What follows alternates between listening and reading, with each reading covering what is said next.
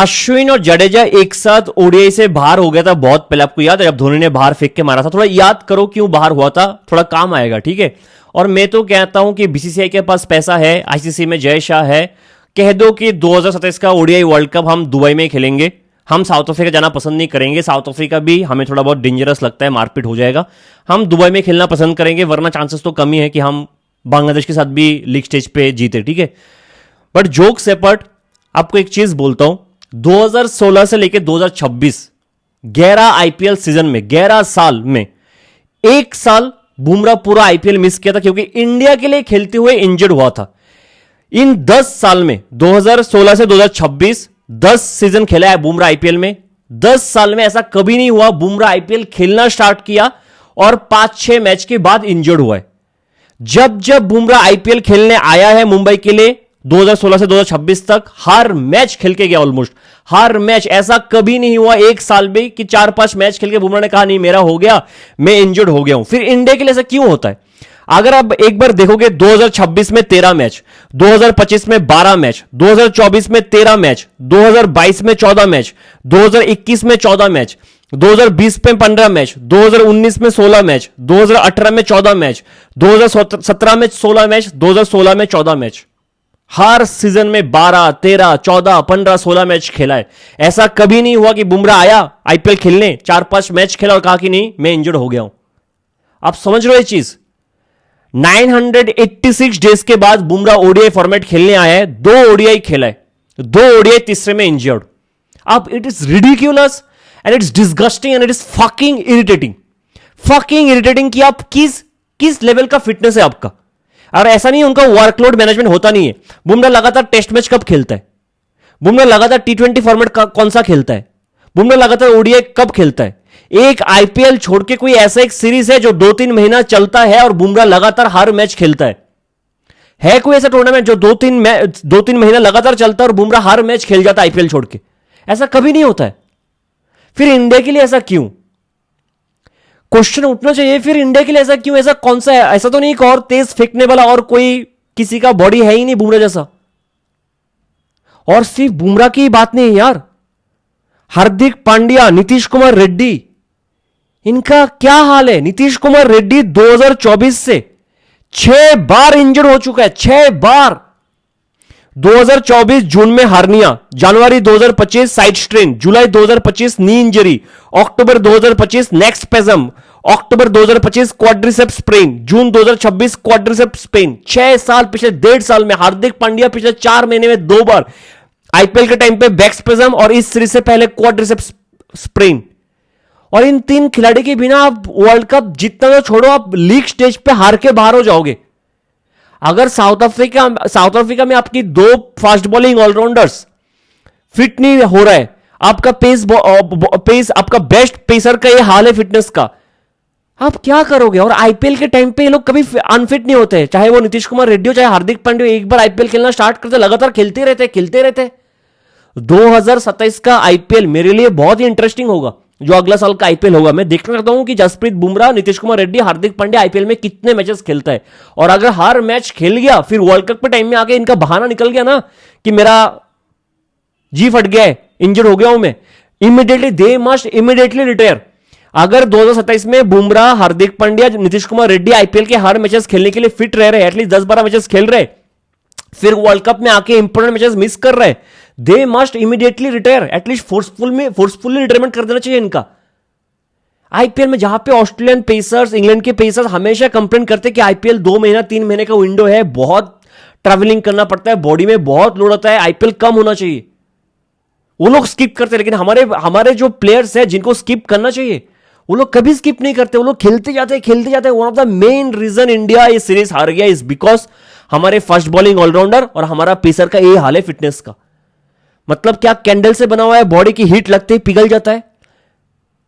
Very pathetic. और ऐसा नहीं है कि दुनिया भर में और कोई फास्ट बॉलिंग ऑलराउंडर कोई कंट्री तो प्रोड्यूस करता ही नहीं है, सिर्फ इंडिया में है हार्दिक पांड्या, नीतीश कुमार रेड्डी, जसप्रीत बुमराह जैसा बॉलर तो कोई है ही नहीं इतने स्पीड से डालने वाला, कोई और तो इंजर होता ही नहीं, फिर सिर्फ बुमराह ही है। इतना क्या बुमराह खेलता क्या है? डोमेस्टिक भी नहीं खेलता, डोमेस्टिक में भी एक मैच नहीं खेलता। एक आईपीएल छोड़ के लगातार कौन सा सीरीज बुमराह खेलता है? लंबा सीरीज मुझे आप ये बताओ ना, कौन सा खेलता है? Disgusting, it's irritating, it's fucking ridiculous, fucking ridiculous. मतलब मेन रीजन कि इंडिया क्यों हार रहा है। और ये डिफेंड करने की बात नहीं है कि बहुत अच्छा प्लेयर है, बहुत अच्छा ऑलराउंडर, ये है वो है। आईपीएल की वजह से आप देखो ना क्या हो रहा है, टफ पिचेस पे हमें बैटिंग करना नहीं आता। आईपीएल की वजह से हमारे बैट्समैन स्पिनर्स के अगेंस्ट खेल नहीं पाता है। आईपीएल की वजह से हम फास्ट बॉलिंग ऑलराउंडर प्रोड्यूस नहीं कर पा रहे, कि इंपैक्ट रोल तो है ही है। और आईपीएल की वजह से हर किसी का primary focus, first priority IPL ही बनके रह गया है। 1000 दिन बाद आप ओडीआई खेलने आए हो, 2 मैच के बाद आप बॉलिंग नहीं डाल पर, आप खेल नहीं पा रहे हो। फिर आप टीम में हो ही क्यों, ब्रेक ले लो ना यार, सीधा वर्ल्ड कप में आ जाना। अब अच्छा ही करोगे, हमें पता है you are the best bowler in the world, सीधा वर्ल्ड कप में आ जाना साउथ अफ्रीका में। या कहते तो दुबई में खेल लेते फिर से और एक वर्ल्ड कप, दुबई में खेल लेते, 5-6 स्पिनर भर देंगे। एक बार प्लेइंग 11 देखते कल के दिन का, और भी पैथेटिक। कुलदीप यादव का जगह नहीं बन रहा है, कुलदीप यादव का इस पूरे सीरीज में जगह नहीं बन रहा है। और मैं आपको कह देता हूं कितना प्रॉब्लमेटिक है, इंपैक्ट इसका कितना बड़ा है। कुलदीप का सिलेक्शन इस बेसिस पे नहीं होता है प्लेइंग 11 में, कुलदीप अच्छा बॉलर है कि नहीं है, कुलदीप का फॉर्म है कि नहीं है। कुलदीप का सिलेक्शन डायरेक्टली प्रोपोर्शनल है कि हमारे फास्ट बॉलिंग ऑलराउंडर्स फिट है कि नहीं, हमारे पास नंबर 8 तक प्रॉपर बैट्समैन है कि नहीं। अगर हार्दिक पांड्या, हर्षित राणा एक साथ प्लेइंग 11 में नहीं है, तो कुलदीप यादव को आप प्लेइंग 11 में कभी भी नहीं देखोगे, कभी भी नहीं, चाहे वो कितना भी अच्छा बॉलर हो। कितना पैथेटिक माइंडसेट है, ये समझ से बाहर है कि एक स्पिनर का सिलेक्शन इस बेसिस पे हो रहा है कि नंबर 8 पे हमारा बैट्समैन है कि नहीं, हमारे फास्ट बॉलिंग ऑलराउंडर्स फिट है कि नहीं। उस बेसिस पे एक स्पिनर का फिटनेस, एक स्पिनर का सिलेक्शन हम जज करते हैं कि होना चाहिए कि नहीं। Quite pathetic. मैं आगे जाकर थोड़ा और बात करूंगा कि कुलदीप का होना कितना इंपॉर्टेंट है। आप सोच के देखो, हम 2027 ओडीआई वर्ल्ड कप से पहले सिर्फ 2 ओडीआई सीरीज सेना कंटेस्ट में खेलने वाले थे। एक इंग्लैंड वाला हो गया और एक न्यूजीलैंड में 5 ओडीआई खेलेंगे। उस 5 ओडीआई मैच पे कुलदीप कितना मैचेस खेलेगा? 2 से 3 मैक्स टू मैक्स, 2 से 3। तो क्या 2 से 3 मैच के बेसिस पे आप पता कर लोगे कि कुलदीप साउथ अफ्रीका में कितना अच्छा बॉलिंग करेगा? माइंडिंग यू कि कुलदीप का फॉर्म भी खराब चल रहा है व्हाइट बॉल फॉर्मेट पे, और आप सीधा न्यूजीलैंड वाले सीरीज पे जाके जज करोगे 2-3 मैच खिला के कि Kuldeep south Africa world cup के लिए कितना अच्छा बॉलिंग करेगा। क्योंकि बाकी सीरीज तो घर में होने वाला है, बाकी वेस्ट इंडीज, ऑस्ट्रेलिया, ये सब तो घर में आएंगे ना, श्रीलंका विलंका, और एक सीरीज हम बांग्लादेश जाएंगे, उससे कुछ फर्क ही नहीं पड़ेगा। अगर कुलदीप को आप सेना कंट्रीज में अभी नहीं खिलाओगे, आपके पास 5 मैच न्यूजीलैंड में था, 3 मैच अभी इंग्लैंड में था, इस 8 मैच में कम से कम 5-6 मैच खिला के ये तो देख लीजिए कि कुलदीप सेना कंट्रीज में क्या करता है। आपने कोई ट्राई नहीं किया ये चीज? क्या सीधा वर्ल्ड कप में ट्राई करोगे क्या आप ये सारी चीज? इंडिया अभी बायलैटरल सीरीज इस हिसाब से नहीं खेल रहा है कि हमें वर्ल्ड कप के लिए प्रिपेयर करना है खुद को। इंडिया इस हिसाब से खेल रहा है कि पहले ये सीरीज तो हम जीत जाए, बिट्स एंड पीसेस प्लेयर्स लेके, फिर बात का बाद में देख लेंगे हम। क्वाइट पैथेटिक प्लेइंग 11 में जो था। अगर मैं एक बार मैच पे आऊं, है ना, बहुत ज्यादा प्रॉब्लमेटिक है, बहुत ज्यादा प्रॉब्लमेटिक इसलिए है, मतलब आप कह रहे थे कि जब श्रेयस अय्यर T20 सीरीज हार गया था कि सूर्य कुमार यादव भी कैप्टन बेटर था। अब तो ऑस्ट्रेलिया से ओडीआई सीरीज हार गए, न्यूजीलैंड से घर में ओडीआई सीरीज हार गए, अभी इंग्लैंड से हार गए। इंग्लैंड नंबर 8 का, England is one of the worst ODI team.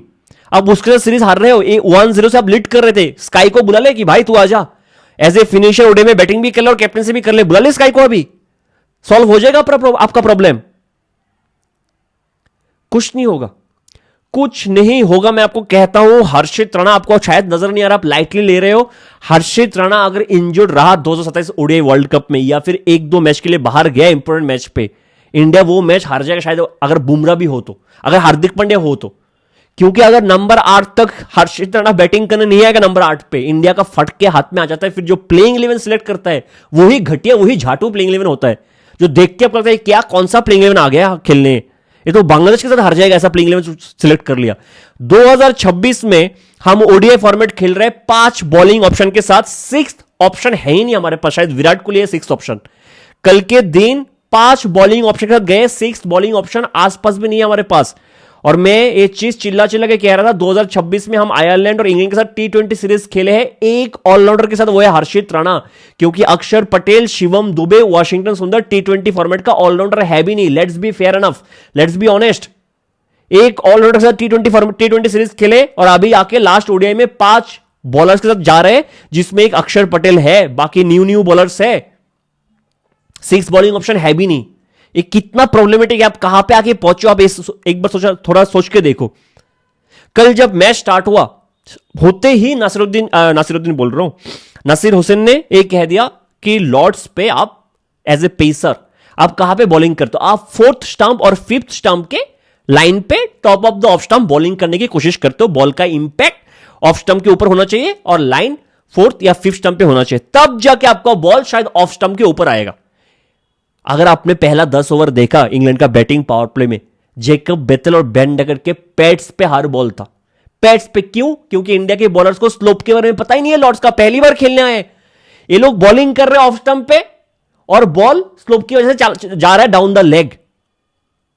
Lord's पे बॉलिंग नहीं करना था, जबकि नसीर हुसैन चिल्ला के कह रहे हैं लॉर्ड्स पे आप 4th स्टंप 5th स्टंप की लाइन पे बॉलिंग करोगे तब जाके बॉल आपका परफेक्ट लाइन और लेंथ पे आएगा off stump, top of the off stump पे। इंडिया के पेसर्स बार बार ऑफ स्टंप पे बॉलिंग कर रहा था, बॉल स्लैंट की वजह से आ रहा था down the leg. Easy batting, इससे खराब बॉलिंग तो हो ही नहीं सकता था। आप एक बार बॉलर्स के इकोनॉमी सुनो ना, आर्शदीप 7.2, प्रसिद्ध कृष्णा 6.9, प्रिंस 7.9, गुरनूर ब्रार 9.7। कुछ आइडिया नहीं है स्लैंट का, स्लोप का, लॉर्ड्स का, कुछ आइडिया नहीं है। फिर आते हैं अक्षर Patel, the big shot. Ireland series के पहले मैच से मैं कह रहा हूं, अक्षर पटेल सिर्फ उनको रन रोकना आता है और पूरे सीरीज पे सिर्फ अक्षर पटेल इस माइंडसेट के साथ आया है कि मैं रन रोक लूं, वाह क्या बॉलिंग, क्या आप सोचो। ठीक है, इसलिए मैं कह रहा था वीडियो के शुरू में, जडेजा और अश्विन को धोनी ने बाहर फेंक के क्यों मारा था और क्यों चाहल और कुलदीप यादव को एक साथ लेकर आए थे ओडीआई में, आपको याद है बीच में? क्योंकि जडेजा और अश्विन मिडिल ओवर्स पे विकेट ही नहीं लेते थे। 10 ओवर पे 35 रन, 10 ओवर पे 40 रन, ऐसा फिगर हुआ करता था अश्विन और जडेजा का बीच में एक टाइम पे, लेकिन विकेट 0 होता था, 0। मिडिल ओवर्स पे इंडिया विकेट ले ही नहीं पाता था। तो उसका काम क्या है? अगर आप विकेट ही नहीं लोगे, डेथ पे तो मार खाएंगे प्लेयर्स। सेम गोज फॉर अक्षर पटेल। अगर ऑपोजिट एंड से कोई बॉलर विकेट ले ही नहीं रहा है, जो मैं जसप्रीत बुमराह के लिए आईपीएल में कह रहा था, अगर दूसरे एंड से कोई बॉलर विकेट ही नहीं ले रहा है और आपका मेन सेट है कि आप रन रोक लो, 4-5 ओवर का रन दे दो, टीम के लिए आप कैसे फायदा कर रहे हो? और अक्षर पटेल 3 मैच पे 60 रन बैट से। जब मैं कहता हूं आपको पसंद आता नहीं है, ये जो मैं पिछले कुछ टाइम से एक मिनट चिल्ला के कह रहा हूं कि इंडिया का major problem 2027 ODI world cup में होगा हमारे स्पिनर्स का बॉलिंग फॉर्म और जो हमारे स्पिन ऑलराउंडर्स है उनका फॉर्म इतना खराब है। आप सोच कर देखो, जडेजा विकेट नहीं ले रहा है बिल्कुल, उनका स्ट्राइक रेट का इशू है ओडीआई क्रिकेट में, white ball format strike rate का इशू है। वॉशिंगटन सुंदर जाने दो बाहर, एक अक्षर पटेल जो डिफेंसिव बॉलिंग करता है। आप और किस किस को ट्राई करोगे? आप सोचो, आप दुबई में नहीं खेल रहे हो कि आप 4-5 स्पिनर्स भर दोगे।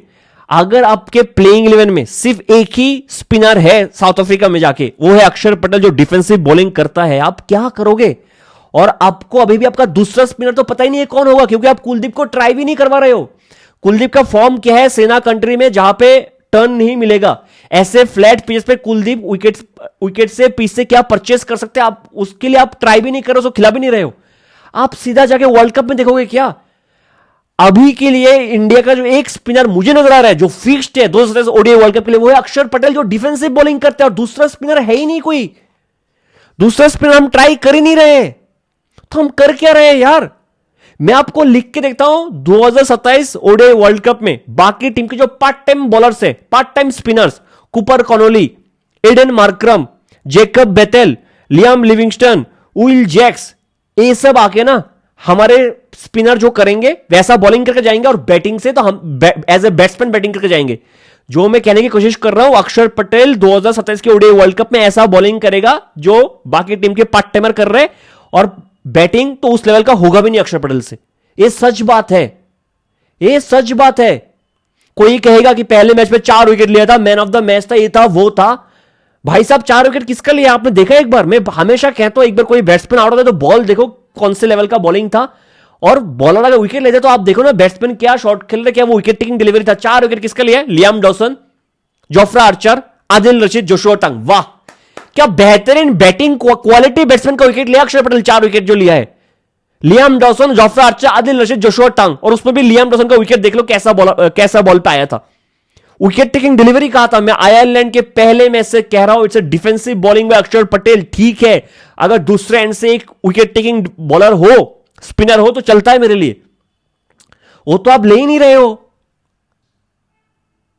आपके पास है 15-16 मंथ्स, आप ट्राई कर लो। चाहे वो हर्ष दुबे को ट्राई करना, आपको मानव सूत्र को ट्राई करना, आपको जडेजा को वापस बुला के ट्राई करना, सबको ट्राई कर लो, फिर एक को लेके जाओ। लेकिन उसके साथ आपको और एक मेन स्पिनर तो लेना ही पड़ेगा ना यार। क्या वो वॉशिंगटन सुंदर होगा, क्या वो कुलदीप यादव होगा, कौन होगा? क्योंकि जडेजा और अक्षर पटेल एक साथ तो प्लेइंग स्क्वाड में नहीं हो सकता। जडेजा और हर्ष दुबे, जडेजा और मानव सूत्र, अक्षर पटेल और मानव सूत्र, 2 लोग एक साथ नहीं हो सकते स्क्वाड में। 2 left arm Orthodox same type का प्लेयर नहीं हो सकता, वन डायमेंशनल प्लेयर। तो कौन होगा आपको वो स्पिन ऑलराउंडर जो वर्ल्ड कप में जाएगा? हर एक कोई डिफेंसिव बॉलिंग कर रहा है, और ऐसा नहीं कि बैट से भी बहुत अच्छा कर रहा है। बीट्स एंड प्लेयर्स इस फॉर्मेट को भी खा जाएगा गंभीर की एरा पे। हम कुलदीप को खिला नहीं पा रहे क्योंकि नंबर 8 तक हमारे पास बैटिंग नहीं है, हमारे पास हर्षित राणा नहीं है। और इंजरी देख लो, सबका आप देख लो। रोहित शर्मा का हैमस्ट्रिंग इंजरी बहुत फ्रीक्वेंट है, शुभमन गिल का हैमस्ट्रिंग इंजरी, शुभमन गिल का नेक पे दर्द बहुत फ्रीक्वेंट है। हर्षित राणा इतना बड़ा मेजर इंजरी से वापस आया है, वो फिर से इंजर हो गया। वॉशिंगटन सुंदर बिना कुछ किए ही इंजर हो जाता है, बिना कुछ किए। फिर तो है 3 प्लेयर जो हम मेहनत से बनाए हैं, जसप्रीत बुमराह, हार्दिक पांड्या, नीतीश कुमार रेड्डी। उनका अगर ये हाल है, 6-6 बार, 7-7 बार इंजरी 2-2 साल में, तो अब कहां जा रहा है आपका फिटनेस का लेवल? आप कर क्या रहे हो यार? इसका अकाउंटेबिलिटी कौन लेगा और कितना वर्कलोड मैनेजमेंट करे आपका? बीसीसीआई शुड इंटरफेयर और कह दे कि नहीं यार, इन लोगों में हम आईपीएल खेलने नहीं दे रहे। अगर बेन स्टोक्स अपने बॉडी को देखते हुए वो T20 क्रिकेट से रिटायरमेंट ले सकता है, ओडीआई से रिटायरमेंट ले सकता है, आईपीएल को मना कर सकता है सिर्फ टेस्ट मैच खेलने के लिए, और आके 20-23 ओवर डाल सकता है, तो हम क्यों नहीं कर सकते? क्या हम इतना पैशनेट बन नहीं सकते क्रिकेट के लिए? हमारे लिए क्यों आईपीएल इतना इंपॉर्टेंट है? थोड़ा और मैच पे आता हूं, ठीक है। अगर आप इंग्लैंड का बैटिंग देखोगे, 47वें ओवर के बाद इंग्लैंड 325 पर था। 47वें ओवर के बाद लगा कि 350 355 तक बनाएगा और शायद इस पिच पे चेस भी हो जाएगा, ठीक है। ऐसा एक था कि अच्छा शॉट में चेस भी हो जाएगा। आखिरी के 3 ओवर में 48 ओवर गुन्नूर ब्राद 23 रन, 49th ओवर प्रसिद्ध Krishna 23 run, 50th over Prince Yadav 16 run. आखिरी की 3 ओवर पे 18 बॉल पे 62 रन ओडीआई फॉर्मेट पे लॉर्ड्स पे बना, जहां पे बाउंड्रीज इतने बड़े हैं। लास्ट के 3 ओवर पे 18 रन। एक बॉलर को यॉर्कर, स्लोअर वन, वेरिएशन का कुछ आइडिया नहीं। गुन्नूर सिर्फ शॉट पे शॉट डाला है, प्रसिद्ध कृष्णा सिर्फ स्लॉट पे डाला लास्ट ओवर, सिर्फ स्लॉट पे। जॉस बटलर शायद गुन्नूर और प्रसिद्ध को नेट्स पे इतना फेस किया होगा। अगर कल आपने बटलर जिस तरीके से दोनों को बैटिंग किया, फ्रंट फुट हटा के क्लियर करके जो बाउंड्री क्लियर की है, मजा आ गया देख के कि वाह, थोड़ा और मारो, थोड़ा और मारो, 400 में पहुंच जाओ, ऐसा लग रहा था मुझे तो। और मैं तो चाहता था कि इंग्लैंड जितना ज्यादा रन बनाए, मैं इतना ज्यादा खुश होता, क्योंकि मैं चाहता था रोहित शर्मा, विराट कोहली का एक मौका मिले, दोनों ठोके रन। मैं तो चाहता 150-200 रन ठोक दे एक ही बैट्समैन मिल के, ठीक है। और मैं सच में बोल रहा हूं, इसलिए नहीं कि इंडिया के बॉलर्स खराब करे और कोई और रिटायर्ड बॉलर आ जाए टीम में वापस, इसलिए नहीं। मैं चाहता था कि हमारे बैट्समैन को फुल मौका मिले और रन मारे हमारे बैट्समैन भी, सबको थोड़ा मौका मिले, सब थोड़ा टाइम मिले। तो 230 के बीच में कभी कभी पता नहीं लगता कि कौन सा बैट्समैन कितने फॉर्म में है क्या नहीं। बहुत ही खराब डेथ पे जो 3 ओवर गया ना, आपको मैच कॉस्ट कर दिया। इतना खराब बॉलिंग अपने की है। अगर आप देखोगे 43rd ओवर के बाद इंग्लैंड का स्कोर था 291 फॉर 1। 43rd ओवर के बाद इंडिया का स्कोर था 300 फॉर 2। मतलब 43rd ओवर के बाद इंडिया 9 रन से आगे था। लेकिन 44th ओवर लेके आता है इंग्लैंड की तरफ से सैम करन, और उसका मून बॉल का किसी के पास जवाब है नहीं। हमने सैम करन के बारे में पिछले मैच पे कहा था, कुछ स्टेट्स हमने बोला था कि क्या बेहतरीन बॉलिंग वो करता है। इस मैच पे भी 1 सेकेंड सैम करन ने इस मैच पे 100 किलोमीटर पर आवर के नीचे 18 बॉल डाला है, 18 बॉल्स 100 किलोमीटर पर आवर के नीचे डाला 18 बॉल्स, उसमें 21 रन देके 2 wicket. 100 to 128 kilometre per hour के बीच में 25 बॉल डाला है, 28 रन देके 2 विकेट। 4 विकेट जो सैम करन ने लिया है, चारों के चारों स्लोअर वन, जिसमें 2 विकेट तो 100 के नीचे की स्पीड से लिया है, ठीक है। और अगर आप देखोगे इंडियन बैट्समैन का स्लोअर वंस के अगेंस्ट कल के दिन 128 किलोमीटर पर आवर के नीचे वाले बॉल्स में सिर्फ रोहित शर्मा ने 16 बॉल पे 34 बनाए। 200 के ऊपर के स्ट्राइक रेट से, 16 बॉल पे 34, 128 किलोमीटर के नीचे के वाले बॉल्स पे रोहित शर्मा का स्ट्राइक 200 का था। बाकी सारे बैट्समैन 28 बॉल पे 30 बना के 3 विकेट देके गए। एक रोहित शर्मा को छोड़ के किसी ने भी स्लोअर वंस को पिक नहीं किया, और हमारे बॉलर्स ने तो slower one into the pace slower one try भी नहीं किया है, किसी ने ट्राई भी नहीं किया। एक प्रिंस ने जिसपे बेन डगेट को आउट किया था। बहुत ही खराब bowling performance to be very honest. जहां पे जो रूट 154 के स्ट्राइकर से बैटिंग कर रहा है, उधर में शुभमन गिल और विराट कोहली बहुत अच्छा बैटिंग गया है, सीरीज बहुत अच्छा गया है दोनों का। Gill has been great, outstanding, लेकिन थोड़ा बेटर स्ट्राइकर से बैटिंग करना चाहिए था, थोड़ा बेटर स्ट्राइकर, क्योंकि आपको पता है आपके नीचे जो बैट्समैन है उनके पास वो कैपेबिलिटी नहीं है आज के दिन, है ना। आप थोड़ा बेटर, अगर जो रूट 154 के स्ट्राइकर से बैटिंग कर सके तो आप विराट कोहली और शुभमन गिल तो कर ही सकते हैं ना, उस 1000 गुण बेटर कर सकते हैं, क्यों नहीं कर पाएगा। बहुत ही खराब परफॉर्मेंस इंडिया की तरफ से। वन सेकेंड बैटिंग का जो ऑर्डर है मेरे को बिल्कुल समझ में आता, क्योंकि मेरे हिसाब से, क्योंकि आप केएल राहुल को टॉप ऑर्डर से नंबर 3 से आप फिनिशर बनाने की कोशिश कर रहे हो, और वो एज ए फिनिशर अच्छा कर रहा था पिछले कुछ टाइम से, तो 40th ओवर के बाद अगर कोई भी विकेट गिरे तो केएल राहुल को भेजना चाहिए था, केएल राहुल को भेजना चाहिए था। आप केएल राहुल को कहां पे भेज रहे हो? फिर वही केएल राहुल का 4-5 मैच में खराब करे, फिर आप उसको बाहर करोगे, आप इसको बाहर करो, आप किसको बाहर कर लोगे यार? कितने बार आपका बैटिंग ऑर्डर में शफल हो जाएगा, और कितने बार आप ये तो मुझे बोल दो कि श्रेयस अय्यर का बैटिंग ऑर्डर फिक्स नहीं है, ईशान किशन का बैटिंग ऑर्डर फिक्स नहीं है, किसी का भी केएल राहुल का बैटिंग ऑर्डर फिक्स नहीं है, कुलदीप यादव को आप खिलाओगे नहीं, और अच्छा वो इंडिया सीरीज हार गया। क्योंकि अभी जगह थोड़ा हेडेक होगा, थोड़ा सोचेगा अभी कि क्या क्या सही करना है, किसको मौका दे सकते हैं, और क्या सिराज को वापस बुलाना चाहिए, क्या शामी को वापस बुलाना चाहिए, क्या जडेजा को वापस बुलाना चाहिए, और 1-2 सीरीज देख के देख सकते हैं हम कि क्या करते हैं वो लोग, उनका कितना फिटनेस है। जो फिटनेस का हाल है वो एक मेजर इशू है ना। अब आप देखो, सोच के देखो क्या हाल है हमारे फिटनेस लेवल का। मैंने तो कभी नहीं देखा एमएस धोनी 20-20 साल तक ऐसे झुक के बैठ के कीपिंग किया इतना इंजर होते हुए। विराट कोहली को मैंने इतना इंजरी पे जाते हुए कभी नहीं देखा कि इतना लंबा लंबा इंजरी हो रहा है, इतना फ्रीक्वेंट इंजरी हो रहा है। फील्डिंग करते तेज दौड़ते जडेजा को मैंने कभी नहीं देखा। इंजरी तब एक्सेप्टेबल है कि बॉल आके एल्बो पे लग गया, आपका एल्बो टूट गया, बॉल आके फिंगर पे लग गया, आपका फिंगर टूट गया, आप फील्डिंग करते हुए गिर गए, आपका सर टूट गया, पैर टूट गया, वो एंकल टूट गया, वो एक्सेप्टेबल है। आप बिना कुछ किए दौड़ते दौड़ते आपका बैक टूट जा रहा है, आपका पैर टूट जा रहा है, आपका हैमस्ट्रिंग फट जा रहा है, इट इज प्रॉब्लमेटिक यार। ऐसा नहीं है ना इससे पहले कोई ऑलराउंडर खेला ही नहीं है क्रिकेट। जिस हिसाब से हार्दिक पांड्या, नीतीश कुमार रेड्डी और बुमराह का फिटनेस है, ऐसा लगता है कि साल में 1-2 मैच खेलने के लिए फिट है दोनों, ये तीनों। इससे आगे वो खेल ही नहीं पाएंगे। बहुत सारे क्वेश्चंस का जवाब है जो शायद गंभीर के पास नहीं होगा। सिर्फ एक्सक्यूज हो सकते हैं कि है ना इंजरी हो गई, इतने सारे प्लेयर्स इंजरी हो गए इसलिए हम हार गए, वरना हम नहीं हारते, है ना। पूरा टूर पे आप 2 मैच आयरलैंड के साथ, इंग्लैंड के साथ 4 मैच, अभी 6 मैच, 2, 4, 6, 8 मैच आप हारे हो भाई साहब। 8 मैच आप हार गए, थाला फॉर अ रीजन +1। जैसे स्पेन ने अर्जेंटीना को +1 गोल से हरा दिया, मजा आ गया देख के, है ना, इसलिए वीडियो आया। अगर स्पेन हार जाता तो मैं आज आता भी नहीं इधर। क्या करूं आके, क्या परफॉर्मेंस इंडिया का यार, डिस्गस्टिंग। और अब मतलब no matter how much you love Hardik Pandya, I love him. No matter how much you love Nitish Kumar Reddy, I love him. No matter how much you respect Jasprit Bumrah, how much you love him, I respect Jasprit Bumrah a lot. But this kind of fitness आप international level पे कब तक खेलोगे? और क्या करें हम, सीधा वर्ल्ड कप में खिलाया आपको, सीधा वर्ल्ड कप में आप कहो तो यार आईपीएल मिस कर लो यार, कुछ नहीं होगा, क्या हो जाएगा यार, पैसा मिल जाएगा आपको, पैसा मांगोगे पैसा दे देगा कोई आपको, कुछ और कर लो, एड्स वेड्स करके पैसा कमा लो यार थोड़ा बहुत। आपका जो स्कैनर है वो इंस्टाग्राम में चिपका दो बाय डीपी में, लोग स्कैन करके पैसा भेज देंगे, 2-3 गाली देके भी, लेकिन पैसा भेज देंगे, पैसा आपको मिल जाएगा। क्यों खेल रहे हो आईपीएल? आईपीएल के टाइम में आप तो कोई भी आप इंजर्ड नहीं हो रहे हो। और गंभीर पे क्वेश्चन उठना चाहिए मेरे हिसाब से, जिस हिसाब से प्लेइंग 11 खेल रहा है, जो बैटिंग ऑर्डर का शफल है। आप कहते हो कि सबको फ्लेक्सिबल होना चाहिए, सबको फ्लेक्सिबल होना चाहिए, ओडीआई फॉर्मेट है यार, 50 ओवर के गेम पे भी आप कहते हो कि सबको फ्लेक्सिबल होना चाहिए, कभी 4 पे, कभी 5 पे, कभी 6 पे। It's not justified, it's not justified at all, किसी के लिए भी। ईशान किशन का फॉर्म भी थोड़ा बहुत प्रॉब्लमेटिक लगा पूरे सीरीज पे, है ना, स्पॉन्जी बाउंस पे ऐसा लगा कि ईशान किशन एडजस्ट कर ही नहीं पा रहे। विराट कोहली का मैंने आपको पिछले वीडियो पे कहा था, पिछले 3 मैच पे 4 बार एक्रॉस खेलते हुए विराट कोहली टॉप पिच किया, 3 बार टॉप पिच किया, एक बार एलबीडब्ल्यू एक्रॉस खेलते हुए, पहले मैच पे एक्रॉस खेलते हुए एलबीडब्ल्यू, दूसरे मैच पे एक्रॉस खेलते हुए इनसाइड एज पे जॉर्ज बटलर के पास कैच कैरी नहीं हुआ, फिर एक्रॉस खेलते हुए टॉप एज पे कैच आउट, कल फिर से एक्रॉस खेलते हुए आउट हुए।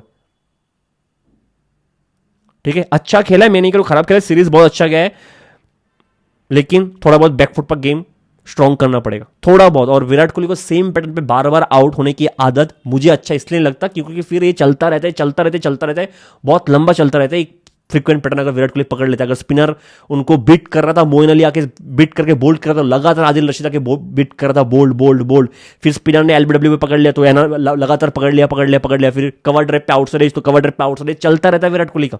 4 बार अक्रॉस द स्टंप खेलते हुए फंसा है विराट कोहली सीरीज पे बाय द वे।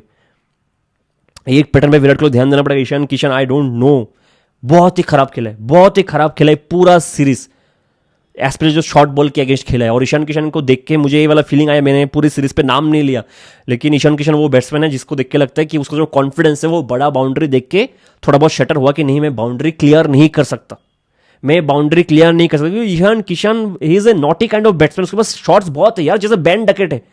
और बेन डकेट में एक चीज कहना चाहूंगा, कल जो बॉलिंग किया है गुरनूर ब्रांड ने बेन डकेट को, नहीं चलेगा यार। आप अगर बेन डकेट, ट्रेविस हेड, ये 2 बैट्समैन को आउटसाइड ऑफ इतना रूम दोगे, वो गैप ढूंढ ही लेगा, चाहे आप 4 प्लेयर लगा लो उधर उस साइड में, वो गैप ढूंढ ही लेगा, वो आपको मार ही देगा, है ना।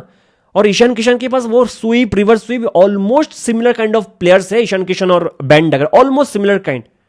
Ishan Kishan is little better than Ben Duckett, और उसके बावजूद अगर आप शॉट प्रोड्यूस कर नहीं पा रहे हो, अब आपके एक जोन पे फंस गए, उससे बाहर होने के लिए आपके पास कुछ कर नहीं पा रहे हो, आपके पास मन पे डर है कि नहीं मैं बाउंड्री शायद क्लियर नहीं कर पाऊंगा, इधर मैं नहीं निकालता हूं रिवर्स स्वीप, फिर आप कर क्या रहे हो यार। थोड़ा बहुत प्रॉब्लमेटिक है। केएल राहुल को तो मैं कुछ बोल नहीं सकता, और मैं ना ही श्रेयस अय्यर को कुछ बोलूंगा, ठीक है। मैं थोड़ा सा शुभमन गिल को स्ट्राइक रेट के इशू पे, एक्चुअली पहले 2 मैच में उसने बेहतरीन बैटिंग किया, पिछले मैच मैंने कहा भी है उसका 30 रन विराट कोहली और श्रेयस अय्यर से ज्यादा क्लियर था, ज्यादा बेटर था, लेकिन इस मैच में थोड़ा बेटर स्ट्राइक रेट हो सकता था।